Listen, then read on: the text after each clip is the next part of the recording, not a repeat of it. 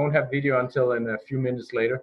So what we're going to talk about today is the thorium ball, and I'll start with this image where we can see that all the thorium you need or all the energy you need for your entire life, you can get from a ball this size made out of thorium. And not only can it supply your electricity, but also all the energy you need for heating and cooking your food and for building your house and roads and hospitals, or your share of roads and hospitals and all the products you need for your entire life. So that's quite amazing that we can get all this energy out of this little ball. And in today's slideshow, I will talk about how to actually calculate that, because that's a question that comes up many times, and it's not a very difficult calculation. There's both a very easy one, and then there's a little bit more advanced one, and I'll show both of them today. But before I go into that, I want to talk a little bit about why this is important.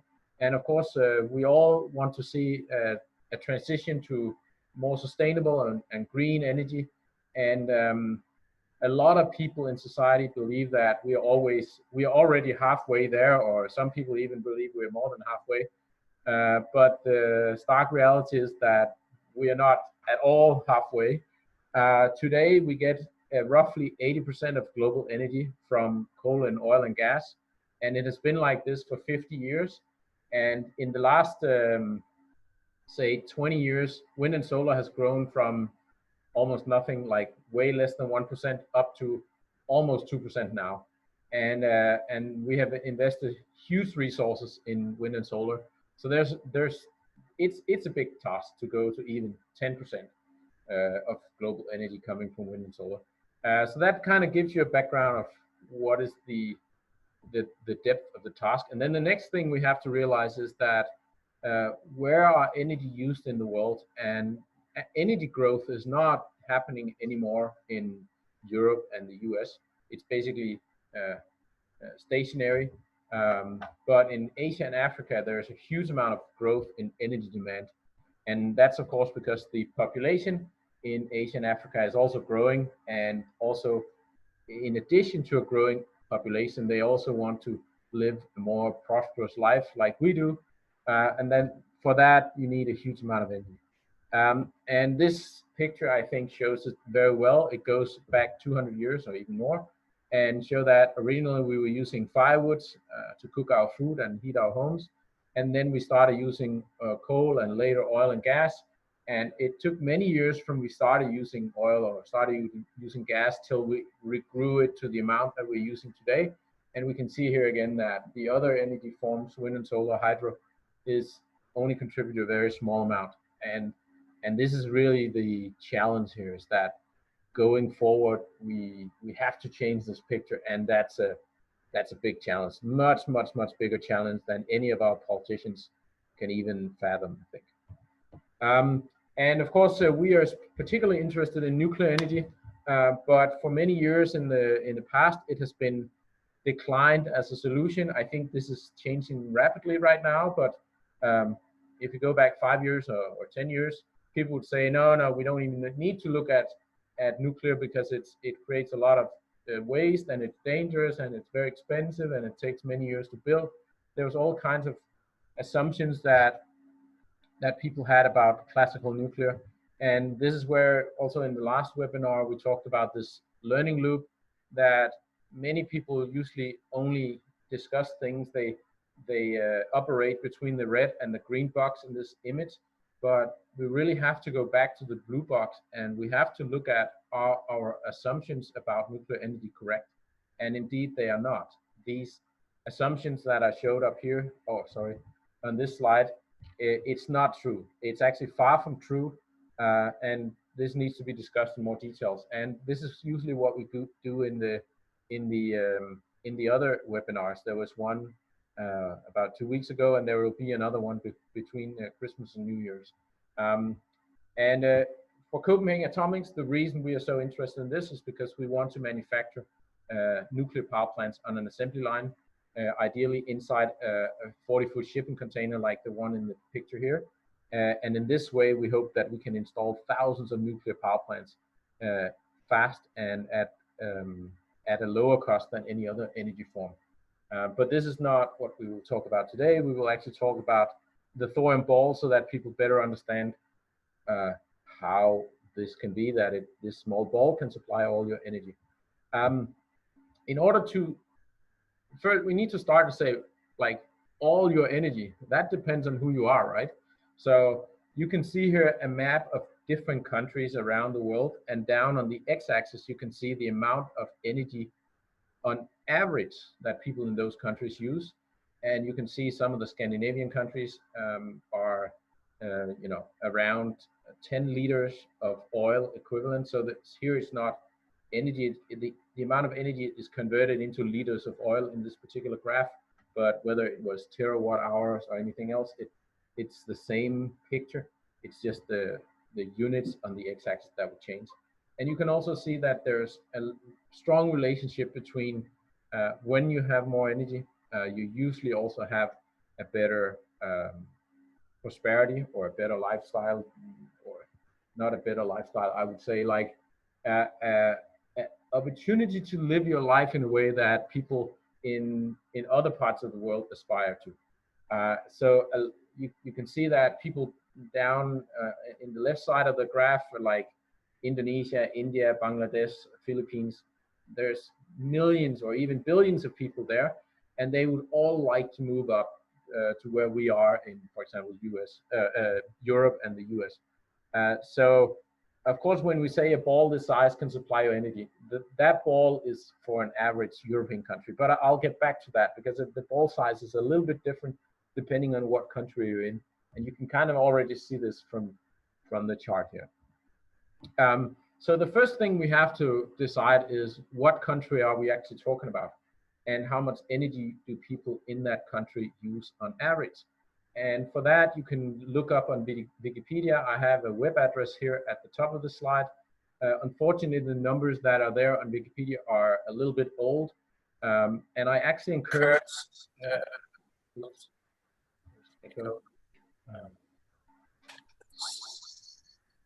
should be better now. So I encourage some of you to go into Wikipedia and edit this table, and instead of this 2014 column, make a new column for 2017 or 18. I believe I put over there on the right-hand side, there's the different sources where you can get this information. I actually looked up this information before, and I think it's the easiest way to get it is in the World Bank database. There's online on the web, there's a World Bank database with the amount of energy used per country or per citizens in those countries. And then you can basically just copy those data into Wikipedia. There's a little bit of formatting that is needed, but I encourage some of you to do that so that we can have Wikipedia updated with newer data. And last time I looked, I think it was 2017 or 18 numbers are now available for free. If you're willing to pay, you can get even newer numbers. All right, so I should go back. So you can see I have circled with a green box the Netherlands, because I wanted to use the Netherlands energy consumption as a number. But of course, you can choose any other country, and you could also find the updated number from today. And then you also need to find out, like, how much energy do we get when we fission thorium. So actually, we don't fission thorium. You probably know from some of the other talks that first we need to convert thorium into uranium-233 inside the reactor. And it's a matter of fact, it's actually uranium-233 that is fissioned, and so the energy of the fission process comes from uranium-233. And there's a wiki page here that I've shown the URL at the top of the slide, where you can go, and it says on that slide, in the green box there, it says that for each atom you fission, you get 197.9 mega electron volts. And most people don't know what mega electron volt is, but don't worry, because they have converted it here to terajoules per kilogram over in the right side of the green box. So this is what we will use, and I will even show you later how to calculate this conversion from mega electron volt to terajoule per kilogram. And what I also want to point out here is the table below that green box It's also on their webpage and on several other web pages. And from there, you can see that the energy when you split the atom actually comes from a little bit different sources. So the two fission fragments. So when you split the atom, you get two fission fragments of new atoms, and they have kinetic energy because they have speed, or they're moving through the whatever material they're inside. In a reactor, they're moving through the salt, and that movement gives rise to some heat, and that is most of the heat. So that is 168 mega electron volt. And then you can see that there's a little bit, there's some gamma rays and beta rays and some other things that also contributes a little bit to the energy. So now we have found the numbers that we need in order to make the calculation. I have made some on the right-hand side here on this box or this page. I've made shown the Google searches that you can do to actually get some of the numbers we need for the conversion.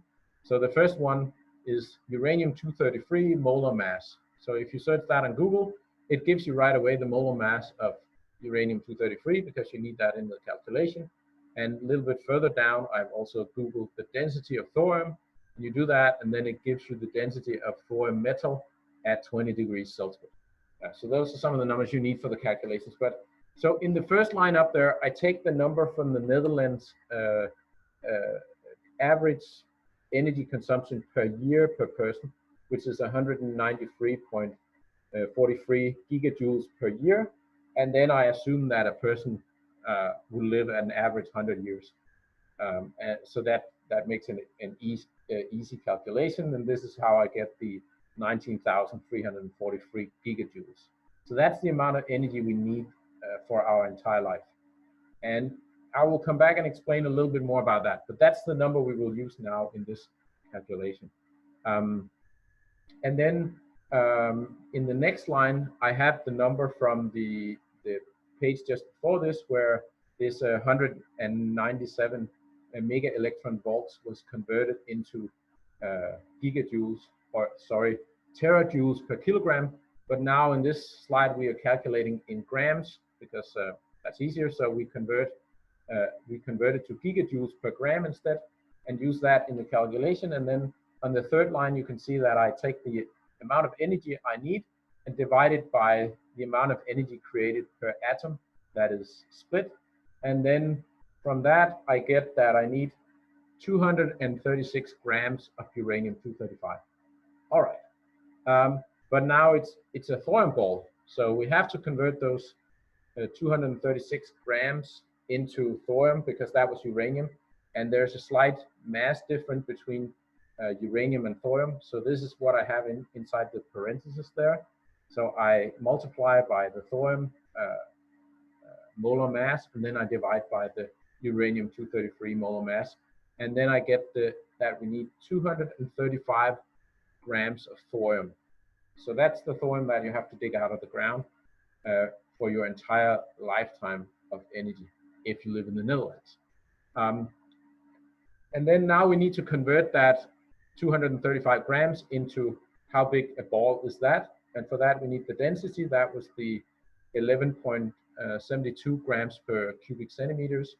And then we do the conversion, the simple division, and then we get that the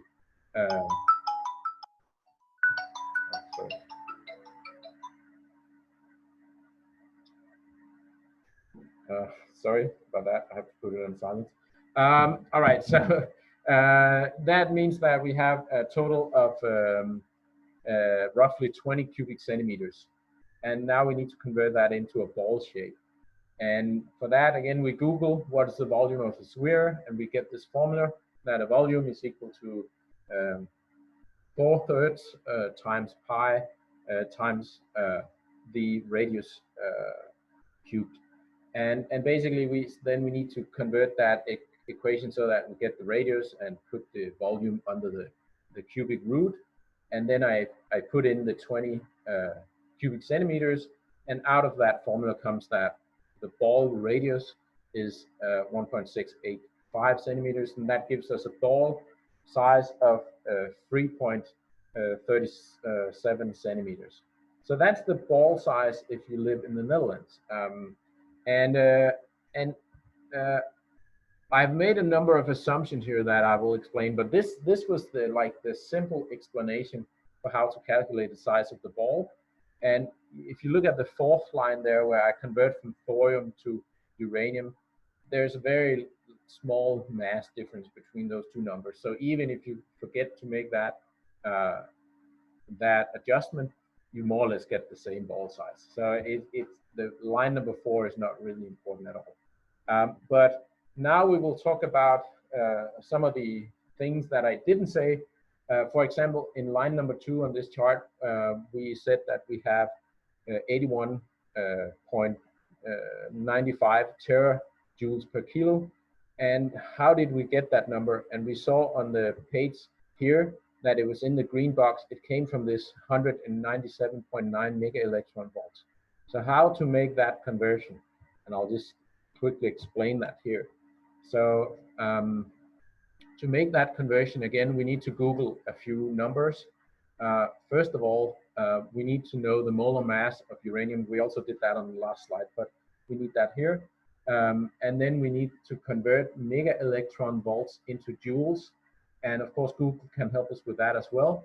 And we actually can put in the 197.9 mega electron volts on Google, and then it will tell us that this is equal to 3.17 something to e to the minus 11 joules for each fission.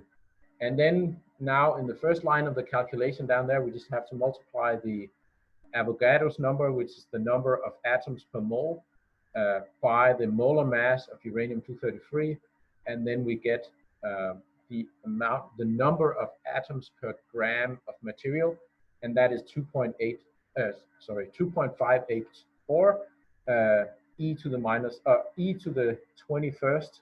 So lots and lots of atoms in 1 gram, and then next to that we have to multiply it by the number of joules per atom when it fissions, which you can see there from the arrows where I'm getting those numbers from. And this is how we get to this number, 81.93. And then first we get it in joules per gram, but then of course we have to convert it into terajoules per kilogram. And that's what you can see that the last Google box down there at the bottom, you can actually get Google to convert that directly for you if you don't want to do the math with the tera and kilo and so on yourself. So this was the explanation of how the conversion in this green box here on top of that table was made.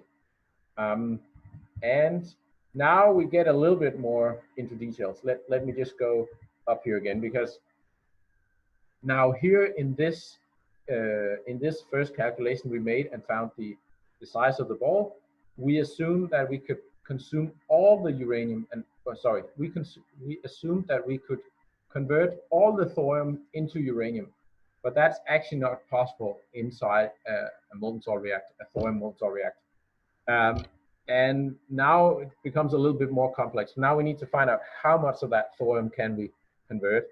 And so in this chart here, you have at the top a blue box saying thorium-232. This is your input material. And then when we just talk about this in general public, we say that it converts into uranium-233, and then we fission uranium-233 and get the energy. But in nuclear science, it's actually a little bit more complex, because it's not only uranium-233 that fissions and create energy. It's a little bit more complex. But so I've tried to draw some arrows here. Let me see if I can get this right. So the most common route is this route with the green arrow that I call A, where thorium-232 is converted into thorium-233 and then protactinium, and then it decays down to uranium-233, which then fissions. And you can see there in the box that it says that 87.3% of that uranium-233 will fission. So not all of it. And you can also see up there at the top in the blue box that it says that 1.7% of these are all statistics given at a certain neutron spectrum in a reactor.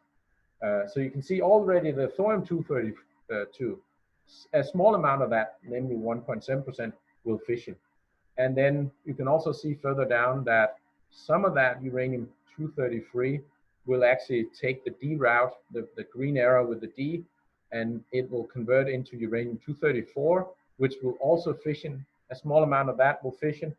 And there's also this other route, the route B, where it actually, you can see that it starts out with only being 0.3% of the thorium that takes this route, and then this further diminishes further down. So that it's a very, very small amount of the material that takes route B, but it is possible, and it does contribute a little bit.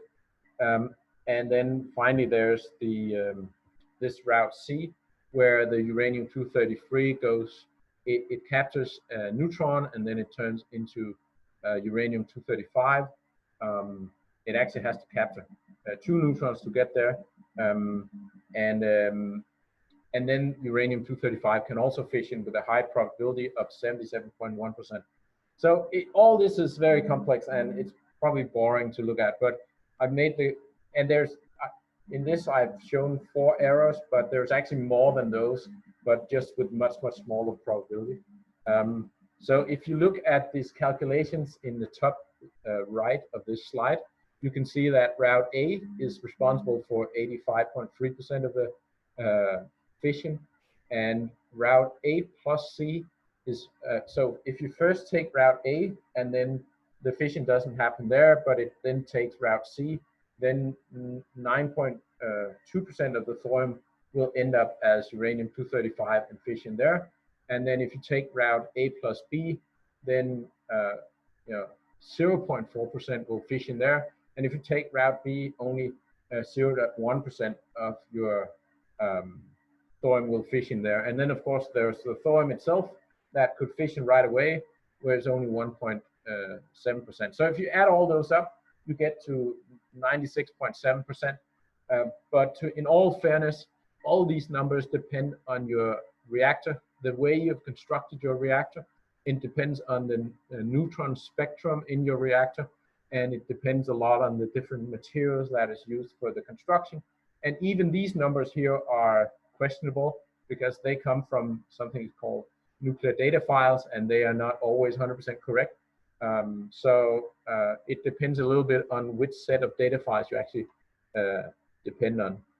So this was just to explain that maybe we can only convert roughly 96% of the thorium into fissionable material. And then I've also done this calculation. You can see on the third row, we had Netherlands. That was the number that I used before, where we get to 3.4 centimeters. But if you take other countries, for example, we all know that the US uses a lot more energy per citizen than we do here in Europe on average. So the ball size in the US would be a little bit bigger. And you can also see that the Netherlands has a lot of production of products that uses a lot of energy. So therefore, the Netherlands uses more energy on average than, for example, Germany or Denmark, which is other European countries. There's not that much production going on in Denmark. We import most of our products, and this is basically why we use we have a smaller energy footprint. So that brings me to another discussion. You can also see that China uses quite a bit of energy, but in reality, China exports lots and lots and lots of production to other countries around the world. And if we were to only look at the amount of energy used for China's own consumption, that number would be much smaller. Maybe not as small as India, but it would be closer to India than to Denmark, for example. And this is because those numbers that we discussed in the beginning, which you can find on the World Bank and which you can find on Wikipedia, those numbers are not taking into account where the products that are consumed are manufactured. They just talk about the amount of energy, that means oil and gas and coal, that is consumed in each of those countries. Of course, also hydropower and wind and solar, but they do not take into account when products are manufactured in one country and then shipped to another country, which of course it completely screws up the the the understanding or the comparison between countries, because European countries in general get a lot of products that are not made in Europe, and the same for the US. So the actual consumption of energy in those countries are much bigger than what these tables show. So therefore, you could also say that it's not true that the ball is 3.4 centimeters in the Netherlands. It's probably more like 4.5 or maybe even 5 centimeters in diameter. You can also see here, for the fun of it, I didn't mention that, but Iceland is one of the countries in the world that uses the most energy. And the reason for that is because they have extremely cheap energy from the geothermal energy. So they basically get hot water completely for free, and they get electricity at very low prices. So they basically only consume expensive energy for cars, like gasoline and diesel. So this is why Iceland uses so much energy. Also, some of the energy-intensive industries, like aluminium industry, are on Iceland. So that also the reason why they use a lot of energy per. So you can see Iceland is a small country with something like 100,000 people, or maybe 200,000, I can't remember, but it's something like that. And then if they have a huge aluminium industry that uses huge amount of energy, then of course it easily gets out of whack. And there's something else we have to discuss as well, because these numbers of how much energy is used per country, they are based on input energy. But some of that energy, especially energy for that is used for electricity, is converted. If you say the input is coal or oil or gas, then that those sources are converted into electricity. And when you make that conversion in traditional power plants, in most power plants around the world today, like 90% of power plants, it's using the steam cycle. And when you use the steam cycle, your conversion efficiency is 35%, or roughly 35. And this means that you actually get, like, if you look at your meter in your house, you use a lot less energy.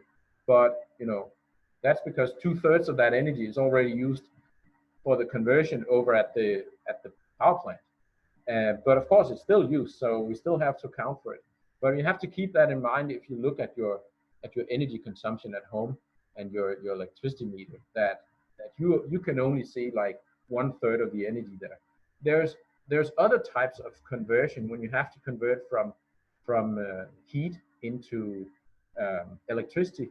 There's the open air Brayton cycle, which is generally, there's a range. I'll get back to that, but in general, you can say that the efficiency of that cycle is 45%, but it's not used in a lot of places.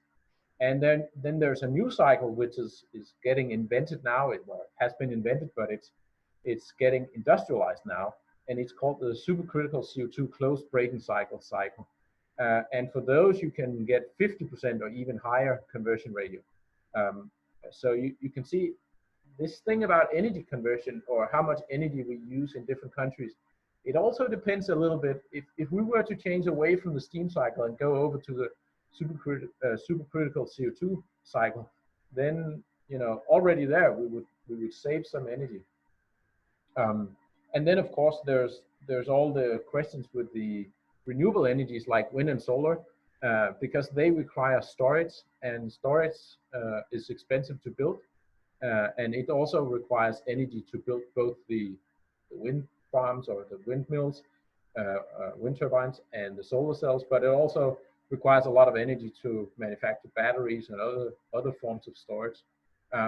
And then there's the question about price, about when do you use that energy? Do you use it at night, or do you use it during the day? So that also has an influence, because if you use it during the night, then you don't need to store it. But if you use it during the day, then you need to store it. And there's also a conversion efficiency in the storage. And then also when you have these power plants, like in the beginning I was talking about the steam cycle, where you can only use roughly 1/3 of the energy for converting into electricity. But then in some countries, they have district heating, and then you can actually use another 30% of the heat as heating for the homes, so that you don't need to use air conditions or other form of expensive heating in the homes. So this is another part of the whole picture. So I'm saying these things because it has an influence on how big that ball is. And it has a much, much bigger influence on the size of the ball than these calculations that, that I showed up here. So these calculations only have a minor influence on the size of the ball, but yeah, but these numbers that we're talking about here has a much bigger influence. And of course, this whole thing about where the products that we consume are manufactured and what energy is used to produce those. So it doesn't help you if you're in a country that uses very little energy on average, and you get all your product from other countries where the energy is to produce those products are made from coal-fired power plants. Then it's kind of not the right story that you're telling. I'm saying this to kind of give you an idea of that. The ball is like, it's more appropriate to say that depending on what country you're from, the ball is between 2 centimeters in diameter and 5 centimeters in diameter. So, and it depends on how you make the calculation. This slide here, I just wanted to show this because this shows the supercritical CO2 conversion, where you can see the green line shows the traditional steam cycle, and then there's a number of different methods of conversion using the supercritical CO2. Supercritical CO2 is something we would really like to use with nuclear reactors because it can become very efficient. You can see here on this chart that it can come all the way up to close to 60% efficiency of conversion. So that means for every bit of energy you produce, it's twice as efficient, or almost twice as efficient as steam cycle. This basically concludes my talk about the thorium ball and how to calculate the size of the thorium ball. But then I just want to mention this again because some people have asked questions about this. And so when you look at traditional nuclear power plants, the light water reactors, the amount of uranium-235 that you would need to burn inside those in order to produce a given amount of energy, it's actually very close to the same amount of uranium-233 that you have to burn inside a waste burner. So the difference here is because in order to make a light water reactor run, you have to use enrichment. And also, when you have a light water reactor, you cannot burn all the fuel. It's not possible. So the fuel that you take out of a light water reactor is only burned a little bit. Like a lot of times we say it's only burned 1%, but part of that equation is actually also the enrichment. So anyways, so this is the reason. So for every fission that goes on, that means every atom that splits, you get roughly the same amount of energy, whether it comes from thorium or uranium-235. But the efficiency of the way it's burned is very different. So in the waste burners, you can get much better efficiency, and this is why you can convert thorium much more efficiently, and you don't have to do as much mining. And this is also part of the reason why you don't get as much waste, and also you don't need the enrichment, and enrichment also takes a lot of energy.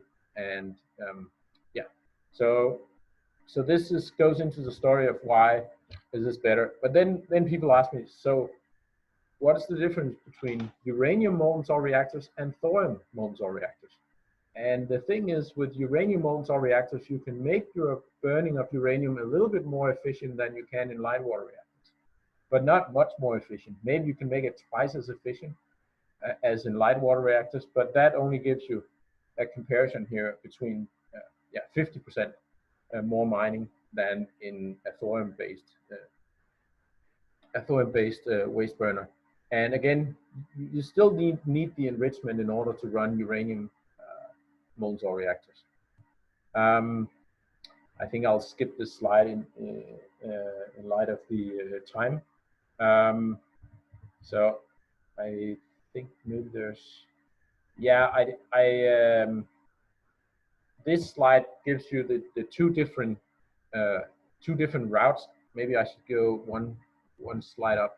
So basically, back in the 1950s, people were discussing whether it would be best to do the uranium burners, which is the kind of purple ellipse there, and then, or to do thorium thermal breeders, which is the green, and or to do uranium 238 fast breeders. And unfortunately, because of odd decisions, most of the people back then ended up choosing the uranium 238 fast breeders. And it's also because this can be used to make plutonium for bombs. But it's not the only reason, but that is part of the reason. And then we humans, or many of the big countries, spent huge amount of money trying to develop these uranium 238 fast breeders, and it didn't work out as we had expected, or not me, I was not even born back then, but as the scientists back then had expected. So it didn't really, it never became something that really worked. And because of that, we ended up back on the default route, which is the uranium 234, the uranium 235 burners, which is actually it's a really bad technology, and they knew that already back then. It's good for a submarine, but it's not really good for a 1 gigawatt power reactor. But we're still stuck there. We really need to go back and take the good route, the thorium thermal breeder route, because it has so many advantages over the other two. And just to compare here a little bit, the thorium, when you get thorium, you hit it with a neutron, you turn it into uranium 233. You hit that with a neutron and you fission it and you get some energy. But the energy is not the important part here. The important part is that you get 2.3 neutrons on average. Whereas if you take uranium 238 at the bottom and you hit it with a neutron, you get plutonium 239, which is really good for bombs. And then you hit that with a neutron and then you get some energy. But you see it's the same amount of energy as with the thorium route, but you only get 1.9 neutrons, and you basically need 2 neutrons over there even to get to that point. So that's not good. And then this is why they go to fast spectrum, as you can see on the lower right, because in the fast spectrum you get more neutrons. We also have to mention that there's lots of thorium on this planet. There's also lots of uranium 238, but there's only a minute amount of uranium 235, and this. So even if we wanted to go the uranium 235 route, I think we could find enough uranium 235 for the next maybe 100 years, but there's not enough for 1,000 years. Well, there's disagreement about that, but you can make your own adjustment just looking at these images. Again, this slide I will skip. This is a little bit about Copenhagen atomics. I think we will stop here. We can always come back to some of those slides in a later discussion.